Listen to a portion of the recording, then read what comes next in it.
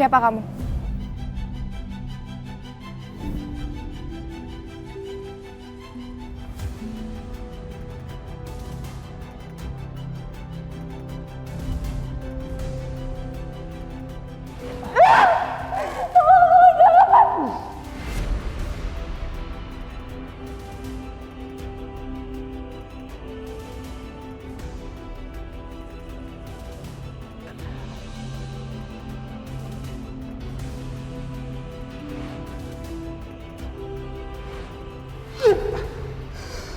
Kamu tuh kurang ajar ya. Berani kamu godain saya. Kamu nggak tahu saya siapa. Saya tuh CEO perusahaan terkemuka di Jakarta. Halo Nyonya CEO. Akhirnya kita ketemu lagi. Kamu lupa sama saya? Ketemu lagi. Emangnya kita kenal? 4 tahun yang lalu di sebuah bukit. Saya pernah nolongin kamu waktu itu. Kamu hampir jatuh ke jurang. Tapi bukannya kamu berterima kasih sama saya, malah kamu merendahkan diri saya karena saya orang miskin. Terus mau apa kamu? Nggak ada. Saya nggak mau apa-apa. Saya hanya ingin berterima kasih sama kamu karena berkat hinaan kamu, saya jadi terpacu untuk maju dan sukses seperti sekarang ini. Rencana kamu sekarang apa? Nggak ada. Saya nggak mau apa-apa. Saya hanya benar-benar pengen ketemu sama kamu. Bertatap muka dengan kamu. Tapi saya mohon maaf. Kalau cara bertemu kita nggak menyenangkan untuk kamu. Oh iya. Gimana tadi? Suka?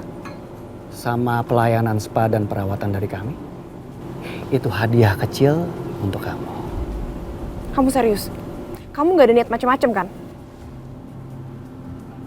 No. Nggak ada. So, apa kita bisa mulai ngomongin soal bisnis? Ini benar-benar sulit dipercaya. Orang yang dulu seorang kuli kabel yang aku rendahin, sekarang udah jadi orang sukses seperti ini.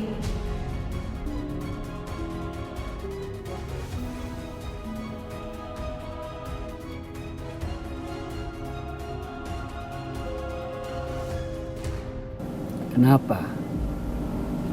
Apa kamu merasa menyesal atas apa yang telah kamu perbuat di masa lalu?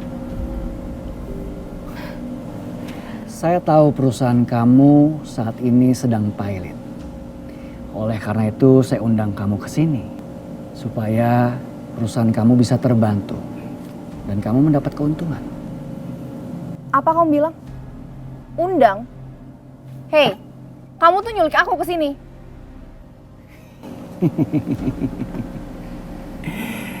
Gak usah diseriusin, Nyonya.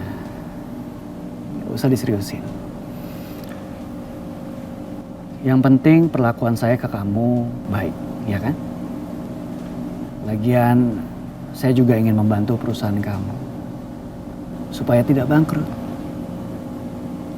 Kayaknya obrolan kita di sini tuh nggak penting ya. Aku harus balik ke kantor. Sebentar. Tunggu sebentar. Saya menawarkan diri saya untuk menjadi angel investor untuk perusahaan kamu. Apa? Tapi saya minta hak kepemilikan sebesar 60%.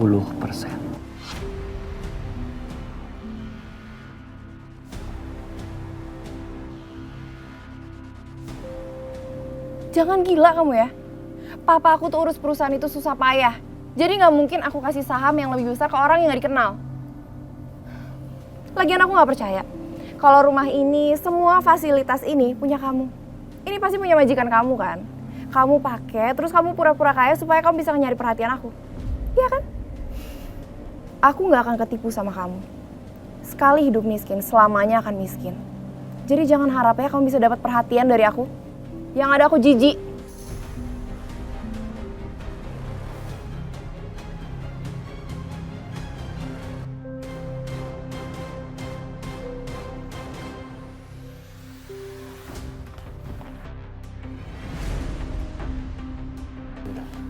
apaan sih?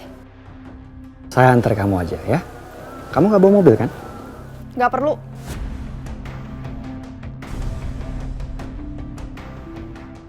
Kamu tuh ya, so-soan nyulik aku, dan sekarang kamu cari perhatian kayak gini. Cara kamu tuh murahan tau nggak? Dan aku sama sekali nggak terkesan. Jadi tolong jangan ganggu aku bisa pulang sendiri. Sebentar. Saya yang buat kamu kesini, artinya saya yang harus tanggung jawab.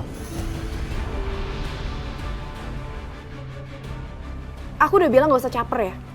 Aku tuh gak terkesan sama sekali. Aku gak tertarik sama orang yang menggunakan fasilitas orang lain untuk terlihat hebat.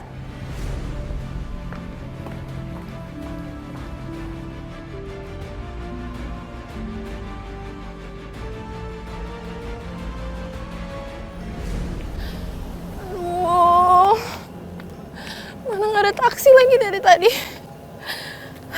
Capek banget jalan. Semua tuh gara-gara orang tadi. Ngapain sih pakai nyulik-nyulik segala? Aku jadi nggak bawa apa-apa kan?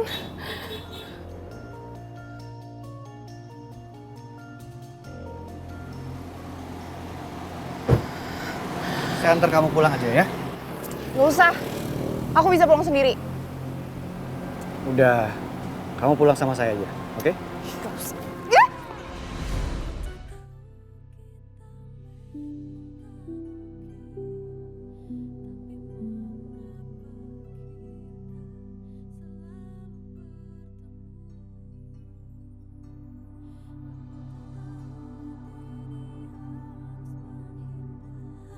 Ih, apaan sih? Ayo saya antar kamu pulang ya. Aku bilang lepasin. Lepasin. Ikut saya. Lepasin nggak? Ih, apaan sih? Gue nggak mau.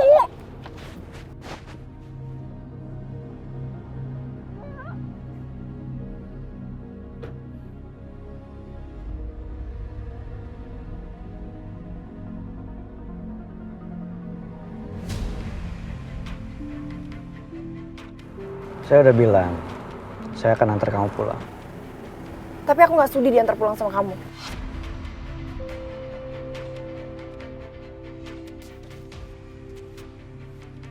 Lepasin. Seorang gentleman gak akan ngebiarin perempuannya pulang sendirian.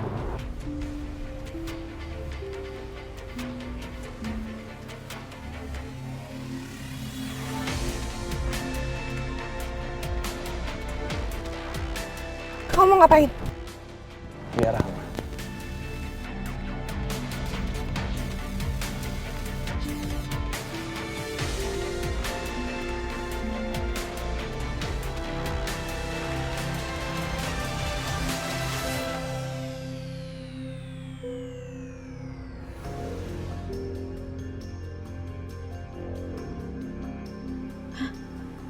Perusahaan Papa terancam bangkrut.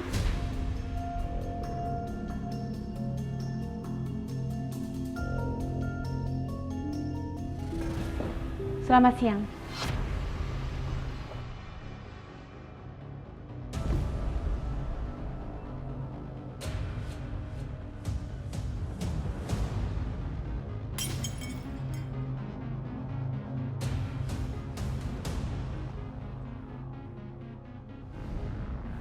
Apa karena itu ya, Tante Tias dan Kak Alina datang ke sini untuk kerja sama-sama perusahaan aku?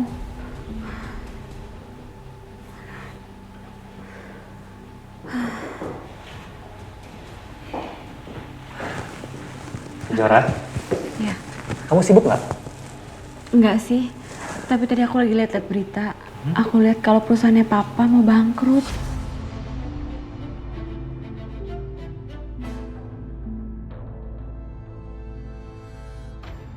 Kejora, aku kesini bukan untuk membahas perusahaan papa kamu loh.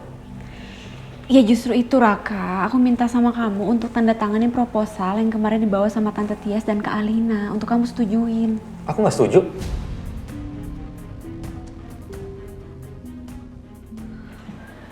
Kenapa Raka?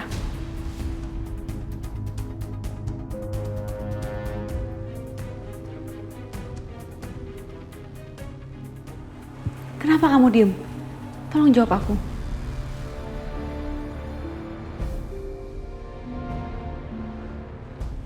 Ya aku nggak setuju. Aku nggak suka aja sama mama tiri kamu dan kakak tiri kamu. Mereka tuh arogan, sombong. Aku minta kamu untuk setujuin proposal itu bukan karena mereka, tapi karena papaku. Sama aja Kejora. Pokoknya aku nggak mau kerjasama sama perusahaan keluarga kamu. Raka, Kenapa? Mau ngebantah? Kamu inget nggak? Saham ini punya siapa? Punya aku. Jadi kamu jangan ngebantah dong. Ikut aja perintah aku.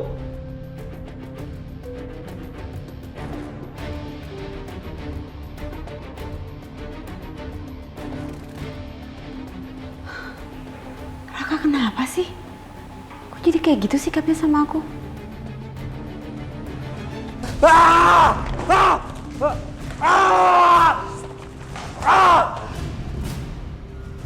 Kenapa?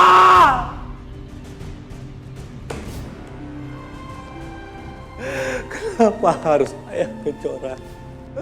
Kenapa harus saya Kejora yang sudah adik aku?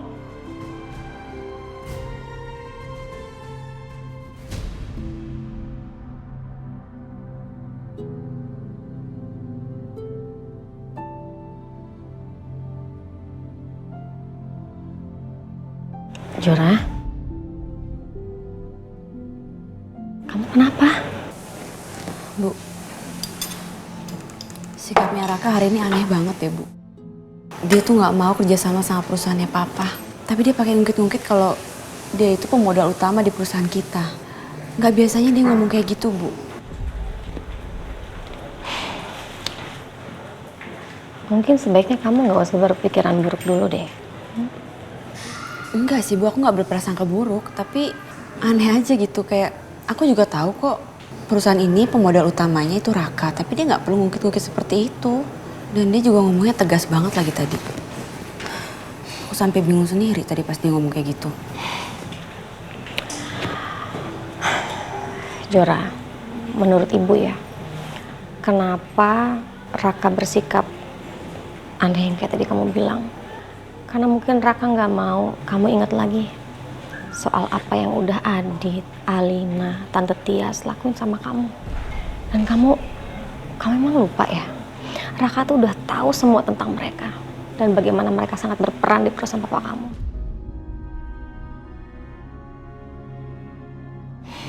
Mungkin baiknya kamu nggak usah lagi pikirin itu terlalu jauh. Coba deh kamu ingat lagi. Raka itu orang yang pertama kali kenapa-napa. Orang yang pertama kali panik kalau kamu tuh ada sesuatu. Jadi mungkin itu yang menjadi alasan kenapa Raka nggak mau kamu bekerja sama dengan perusahaan papa kamu. Iya kali ya, Bu ya. Coba lebih dimengerti aja. Niatnya Raka mungkin baik. Ini kita makan dulu yuk, aku lapar.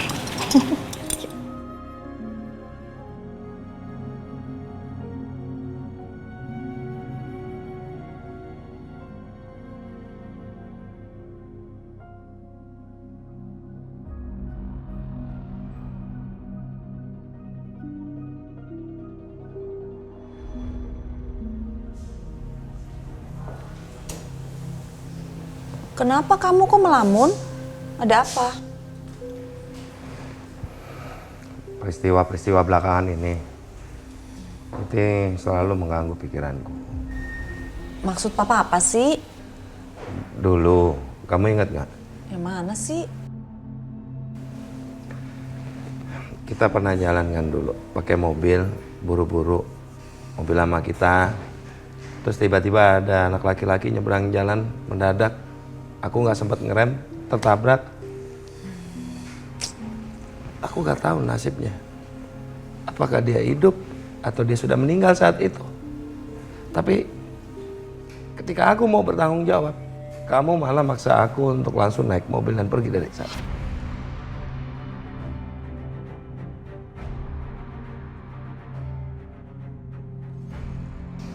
Ya, soalnya waktu itu kan aku takut tangkap polisi terus masuk penjara. Ya. Belum lagi kalau ibunya teriak. Ntar kalau kita digebukin masa gimana, Pak? Tetap aja kita salah, Ma. Lalu kejadian ledakan di proyek kemarin. Itu mengingatkan aku atas kejadian 20 tahun lalu. Cuma mengakibatkan satu orang meninggal aja sih. Tapi tetap meninggal. Dan saat itu aku nggak punya uang untuk ganti rugi. Tapi kan Kejadian 20 tahun lalu itu bukan salah kamu dan bukan salah kita. Ingat nggak orang yang meninggal itu istrinya datang, terus jadi korsleting, dia main-mainin apa tahu, mungkin main-mainin listrik. Ya bukan salah kita dong kalau suaminya meninggal. Lalu kamu nggak merasa bersalah? Kamu kepikiran nggak? Keluarganya gimana? Anaknya? Anaknya laki-laki kan?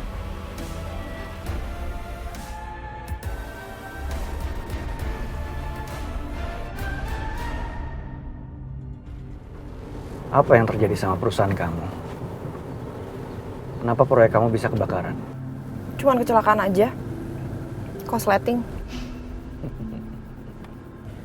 Kenapa kamu ketawa? Kayaknya kamu seneng banget ya ngeliat perusahaan aku kena musibah. Kenapa? Karena kamu dendam sama omongan aku dulu. Sorry ya, tapi omongan aku tuh apa adanya. Kamu suka nggak suka, terserah kamu. Bukan itu. Dulu, perusahaan keluarga kamu itu pernah mengalami kejadian yang sama. Ya kan? Apa? Kamu nggak tahu? Oke. 20 tahun yang lalu, perusahaan papa kamu itu pernah mengalami sebuah kebakaran. Tapi dia menolak untuk ganti rugi. Justru dia menyalahkan istri dari seorang pekerja yang meninggal dalam keledakan itu.